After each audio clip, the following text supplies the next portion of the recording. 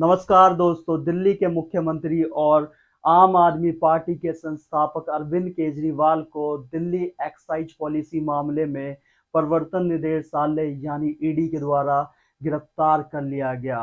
मामले की पूछताछ के लिए अरविंद केजरीवाल को प्रवर्तन निदेशालय ने 9 बार समन जारी किए थे, लेकिन अरविंद केजरीवाल पूछताछ के लिए एक बार भी अपनी उपस्थिति दर्ज नहीं करवाई, मतलब हाजिर नहीं हुए। इस गिरफ्तारी के बाद ऐसा देश में पहली बार बताया जा रहा है कि सीएम पद पर रहते हुए किसी व्यक्ति के खिलाफ इतनी बड़ी कार्रवाई हुई हो।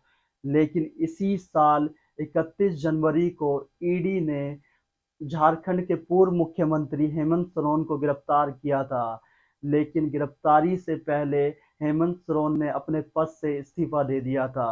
आइए समझते हैं क्या है दिल्ली एक्साइज पॉलिसी मामला और अरविंद केजरीवाल पर क्या आरोप लगाए गए हैं।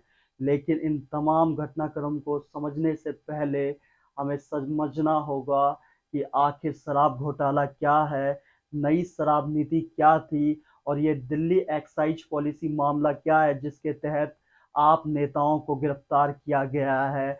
आइए एक एक करके जानते हैं। Arvind Kejriwal has been Minister arrested. Arvind Kejriwal has been arrested by India's Enforcement Directorate on Thursday night in an alleged excise policy-linked money laundering case. ये सबसे पहले जानते हैं दिल्ली की नई शराब नीति के बारे में। 17 नवंबर 2021 को दिल्ली सरकार ने राज्य में नई शराब नीति लागू की, जिसके तहत 32 जोन घोषित किए और हर जोन में कम से कम 27 शराब की दुकान खुलनी थी। इसका मतलब टोटल 849 शराब की दुकान खुलनी थी। और देखा जाए इस नीति के तहत दिल्ली में सभी शराब की दुकानों को प्राइवेट कर दिया गया। इससे पहले दिल्ली में 60% शराब की दुकानें सरकारी थी और 40% शराब की दुकानें प्राइवेट थी। लेकिन इस नीति के तहत दिल्ली के अंदर सभी शराब की दुकानों को प्राइवेट कर दिया गया। इसके पीछे सरकार ने तर्क दिया कि सरकार को इससे 3500 करोड़ रुपए का फायदा होगा और इस नीति के तहत लाइसेंस की फीस में बढ़ोतरी कर दी गई। इससे पहले देखा जाए तो L1 लाइसेंस के लिए ठेकेदारों को कम से कम 25 लाख रुपए देने पड़ते थे, लेकिन इस नई नीति के बाद ठेकेदारों को कम से कम 5 करोड़ रुपए देने पड़े। और देखा जाए तो इसी तरह अन्य कैटेगरी के लाइसेंस में भी सरकार ने बढ़ोतरी कर दी। लेकिन सवाल तो फिर यही आता है कि घोटाले के आरोप लगे तो कैसे लगे। देखिए, नई शराब नीति से सरकार और जनता दोनों को नुकसान होने का आरोप है। भारतीय जनता पार्टी ने यहाँ भी आरोप लगाया है कि नई शराब नीति से बड़े बड़े कारोबारियों को ही फायदा पहुंचेगा। वैसे तो 3 प्रकार के घोटाले के बात सामने आई है, लेकिन इसको समझने के लिए आंकड़ों को समझना होगा। साल 2021 में दिल्ली सरकार ने लाइसेंस फीस में बढ़ोतरी करके कहीं ना कहीं देखा जाए तो बड़े बड़े शराब व्यापारियों को फायदा पहुंचाया है, ऐसा दिल्ली सरकार पर आरोप है। शराब बिक्री के लिए ठेकेदारों को लाइसेंस लेना पड़ता है, इसीलिए सरकार ने लाइसेंस शुल्क तय कर रखा है। इसके लिए अलग अलग कैटेगरी है। अगर आप बियर बेचते हो, शराब बेचते हो, विदेशी शराब बेचते हो तो आपको लाइसेंस दिया जाएगा। इसके लिए पहले ठेकेदारों को 25 लाख रुपए अदा करने होते थे, लेकिन नई शराब नीति के बाद ठेकेदारों को 5 करोड़ रुपए अदा करने होते हैं। और दिल्ली सरकार पर आरोप है कि दिल्ली सरकार ने ये सब कुछ जानबूझकर किया है ताकि बड़े बड़े कारोबारियों को फ़ायदा हो और देखा जाए तो छोटे छोटे शराब कारोबारियों को इसका नुकसान हो और उनकी दुकानें बंद हो जाए। और विपक्ष का ये आरोप है कि इसके एवज में आप नेताओं और अधिकारियों ने माफियाओं से बड़ी बड़ी रिश्वत ली है। लेकिन सरकार का तर्क है कि इससे सरकार को फायदा हुआ है और सरकार का कहना है कि इससे हमने जो उत्पादन शुल्क और वैट घटाया उसकी भरपाई की है हमने। देखिए, दूसरा आरोप सरकार पर शराब बिक्री को लेकर है।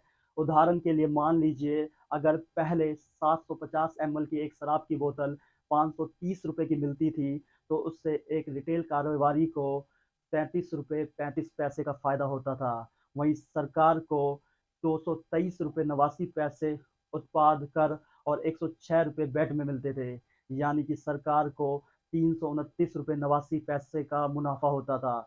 लेकिन नई शराब नीति के बाद सरकार के इस फायदे में खेल का दावा किया जा रहा है। दावा है कि नई शराब नीति से वही 750 ml शराब की एक बोतल की कीमत 530 रुपये से बढ़ाकर 560 रुपये कर दी गई। वही एक रिटेल कारोबारी को जो 35 पैसे का फायदा हो रहा था, वही एक रिटेल कारोबारी को नई शराब नीति के कारण अब 363 रुपये 27 पैसे का फायदा हो रहा है। वही सरकार को जो पहले 329 रुपये 89 पैसे का फायदा हो रहा था, अब वही फायदा सरकार का घट के मात्र 3 रुपये 78 पैसे रह गया। देखिए, अब जानते हैं कि घोटाले की जांच शुरू हुई कैसे। देखिए, दिल्ली आबकारी नीति यानी एक्साइज पॉलिसी के संबंध में 2 मामले दर्ज किए गए हैं। एक मामला सीबीआई के द्वारा तो दूसरा मामला ईडी के द्वारा। इन मामलों में मनी लॉन्ड्रिंग का भी आरोप है, जिसकी जांच ईडी कर रही है। ये सारे मामले जुलाई 2022 में दिल्ली सचिव नरेश कुमार द्वारा उप राज्यपाल यानी एलजी विनय कुमार सक्सेना को सौंपी गई। ये सारे मामले एक रिपोर्ट से आए हैं। इस रिपोर्ट में दिल्ली आबकारी नीति यानी एक्साइज पॉलिसी को बनाने में तय प्रक्रिया में छेड़छाड़ की ओर इशारा किया गया था।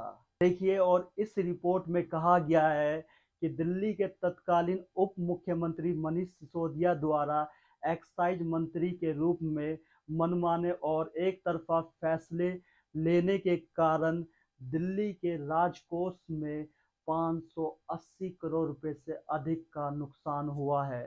देखिए, इस रिपोर्ट में सरकार पर यह भी आरोप लगाया गया है कि सरकार ने लाइसेंस शुल्क में छूट दी और जुर्माने में छूट दी, और कोविड-19 महामारी के दौरान राहत के काम के लिए सरकार ने बड़े बड़े शराब व्यापारियों और संचालकों से दिल्ली सरकार ने और आप नेताओं ने रिश्वत ली, और बाद में ये रिपोर्ट सीबीआई को भेजी गई। फिर सीबीआई ने अपनी एफआईआर में मनीष सिसोदिया और आप प्रभारी विजय नायर समेत 14 अन्य आरोपियों को नामित किया।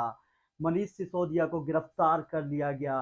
ईडी ने ये आरोप लगाया कि नई शराब नीति जानबूझकर बहुत सारे कमियों के साथ बनाई गई थी, ताकि ज़्यादा से ज़्यादा आप नेताओं को लाभ पहुंच सके, यानी कहे तो पिछले दरवाजे के रास्ते रिश्वत ली जा सके।